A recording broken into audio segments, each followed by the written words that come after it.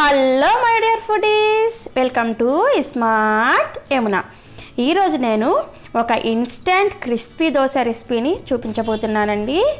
దీనిని మనం బొంబాయి రవ్వతో ఈజీగా అలాగే టేస్టీగా ప్రిపేర్ చేసుకోవచ్చు. కేవలం 15 నిమిషాల్లోనే మనం ఈ దోశని ప్రిపేర్ చేసుకోవచ్చు అండి. చూసారా, దోశ అనేది మనకి పలుచగా అలాగే క్రిస్పీగా చాలా బాగా వస్తుంది.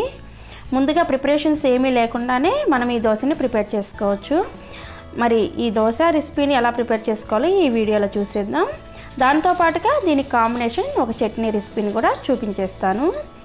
ముందుగా ఒక మిక్సీ జార్ తీసుకొని అందులోకి 1 కప్పు బొంబాయి రవ్వని యాడ్ చేసుకోవాలి. ఈ బొంబాయి రవ్వ లావుగా ఉన్నదైనా పర్వాలేదు, అలాగే సన్నగా ఉన్నదైనా పర్వాలేదు. ఈ రవ్వని మెత్తగా గ్రైండ్ చేసుకోవాలి. మనకి గోధుమ పిండి ఉంటుంది కదా, ఆ విధంగా బాగా మెత్తగా గ్రైండ్ చేసుకోవాలండి. మీరు బరకగా కనుక గ్రైండ్ చేసుకున్నట్టయితే ఈ దోశ అంత క్రిస్పీగా రాదనమాట. చూడండి, మనకి ఈ విధంగా బాగా మెత్తగా గ్రైండ్ అయిపోవాలి. ఇలా గ్రైండ్ అయిపోయిన తర్వాత ఇందులోకి 2 టేబుల్ స్పూన్స్ గోధుమ పిండిని యాడ్ చేసుకోవాలి. గోధుమ పిండి వేసుకోవడం వలన దోశ బైండింగ్కి బాగా యూజ్ అవుతుంది. ఇందులోనే 1 కప్పు పెరుగుని వేసుకోవాలి. పెరుగు పుల్లదైనా పర్వాలేదు, లేదంటే ఫ్రెష్ పెరుగు అయినా పర్వాలేదండి. ఇందులోనే 1 కప్పు వాటర్ని కూడా వేసుకొని మరలా మూత పెట్టేసి ఇవన్నీ కూడా బాగా కలిసేటట్లుగా బాగా గ్రైండ్ చేసుకోవాలి. చూడండి, 1 కప్పు బొంబాయి రవ్వకి 1 కప్పు పెరుగు అలాగే 1 కప్పు వాటర్ అనేది కరెక్ట్గా సరిపోతాయి. కన్సిస్టెన్సీ ఈ విధంగా ఉండాలి. ఇప్పుడు ఇందులోకి 1/2 టీ స్పూన్ సాల్ట్ని కూడా వేసుకొని మరలా మూత పెట్టేసి మరొక 1-2 సెకండ్ల పాటు దీన్ని గ్రైండ్ చేసుకున్నారంటే సాల్ట్ కూడా మనకి పిండిలో బాగా కలిసిపోతుంది. ఇప్పుడు దీన్ని ఒక బౌల్లోకి ట్రాన్స్ఫర్ చేసేసుకుందాం. చూడండి, కన్సిస్టెన్సీ అనేది మరలా ఒకసారి చూపిస్తున్నాను, ఈ విధంగా ఉండాలి. ఇప్పుడు మూత పెట్టేసి ఒక 15 నిమిషాల పాటు పక్కన పెట్టేసుకొని ఈలోపు మనం చట్నీని ప్రిపేర్ చేసుకుందాం. చట్నీ కోసం ఒక ప్యాన్ పెట్టుకొని అందులోకి 3 టేబుల్ స్పూన్స్ పచ్చిశనగపప్పుని వేసుకొని వీటిని లో ఫ్లేమ్ మీద ఫ్రై చేసుకోవాలి. ఈ పచ్చిశనగపప్పు మరి ఎక్కువగా కలర్ చేంజ్ అవ్వకూడదండి, కొంచెం ఫ్రై అయితే సరిపోతుంది. ఇలా ఫ్రై అయిన తర్వాత ఇందులోకి 1/2 కప్పు ఎండు కొబ్బరిని చిన్న ముక్కలుగా కట్ చేసి వేసుకోవాలి. ఈ కొబ్బరిని కూడా కొద్దిగా ఫ్రై చేసుకోండి. లో ఫ్లేమ్లో పెట్టుకొని ఇవన్నీ కూడా ఫ్రై చేసుకోవాలి. ఇందులోనే 3 ఎండుమిర్చిని వేసుకోవాలి. మీరు ఎండుమిర్చి ప్లేస్లో పచ్చిమిర్చిని కూడా వేసుకోవచ్చండి. ఇప్పుడు వీటిని కూడా లో ఫ్లేమ్లో మంచిగా ఫ్రై చేసుకోవాలి. ఇవి కూడా ఈ విధంగా ఫ్రై అయిన తర్వాత 1/2 టీ స్పూన్ జీలకర్రని కూడా వేసుకోవాలి. జీలకర్రని వేసుకోవడం వలన ఫ్లేవర్ చాలా బాగుంటుందండి. ఈ జీలకర్రని కూడా వేసుకొని ఒకసారి బాగా ఫ్రై చేసుకున్న తర్వాత స్టవ్ ఆఫ్ చేసేసి ఈ మిశ్రమం అంతా కూడా పూర్తిగా చల్లారనివ్వాలి. ఈ మిశ్రమం పూర్తిగా చల్లారిన తర్వాత మాత్రమే వీటిని మిక్సీ జార్లోకి యాడ్ చేసుకోండి.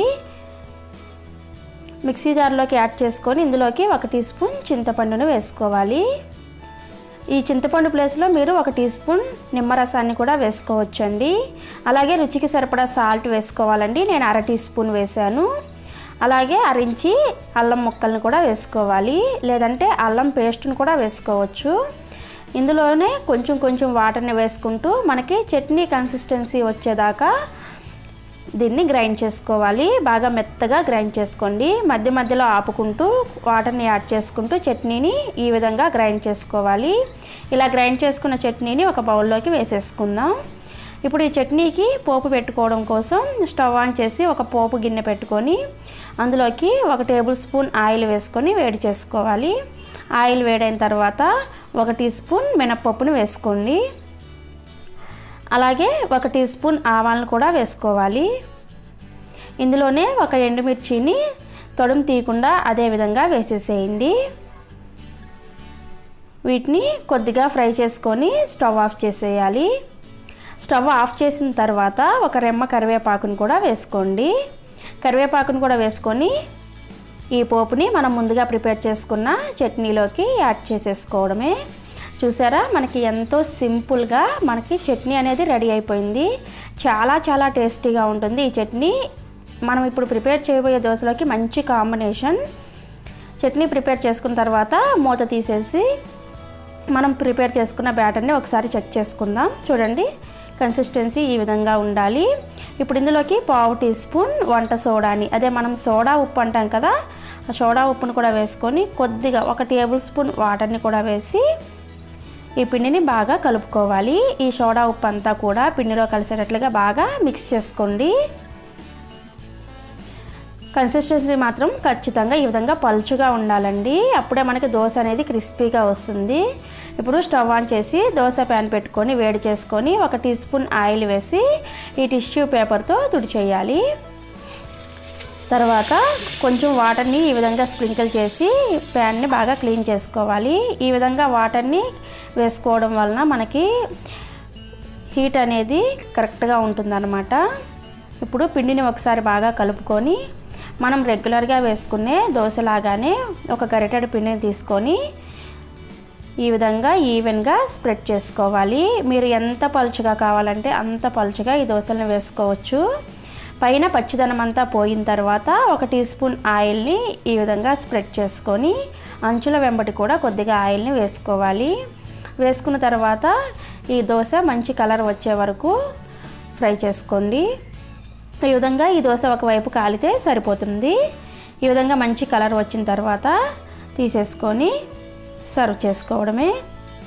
చూసారా దోశ ఎంత క్రిస్పీగా వచ్చిందో. అదేవిధంగా మరలా దోశ వేసుకునే ముందు వాటర్ని స్ప్రింకిల్ చేశారంటే మనకి ప్యాన్ హీట్ అనేది అడ్జస్ట్ అవుతుంది. అంటే మరీ ఓవర్ హీట్గా ఉన్నప్పుడు మనం ఈ దోశలను వేసుకోకూడదు. అందుకని ప్రతిసారి దోశ వేసుకునే ముందు ఈ విధంగా చేశారంటే మనకి క్రిస్పీ దోశలు అనేవి వచ్చేస్తాయి అన్నమాట. అలాగే ఈ దోశలు వేసుకునే ముందు మంటను మీడియం ఫ్లేమ్లో పెట్టుకొని వేసుకోవాలి. దోశను కూడా మీడియం ఫ్లేమ్లో పెట్టుకొని కాల్చుకున్నారంటే మనకి క్రిస్పీ దోశ అనేది వస్తుంది. మంటని లో ఫ్లేమ్లో పెట్టినా లేదంటే హై ఫ్లేమ్లో పెట్టినా కూడా మనకి దోశ అనేది అంత క్రిస్పీగా రాదనమాట. సో ఫ్రెండ్స్, మీకు కనుక ఈ రెసిపీ నచ్చినట్లయితే ఒక లైక్ చేసి మీ ఫ్రెండ్స్ అండ్ ఫ్యామిలీ మెంబర్స్తో కూడా షేర్ చేయండి. అలాగే మీరు కూడా ట్రై చేసి మీకు ఎలా కుదిరిందో నాకు కామెంట్ రూపంలో చెప్పడం అస్సలు మర్చిపోకండి. మరిన్ని రెసిపీస్ కోసం మన ఛానల్ని సబ్స్క్రైబ్ చేసుకోండి. Thank you for watching. Bye bye.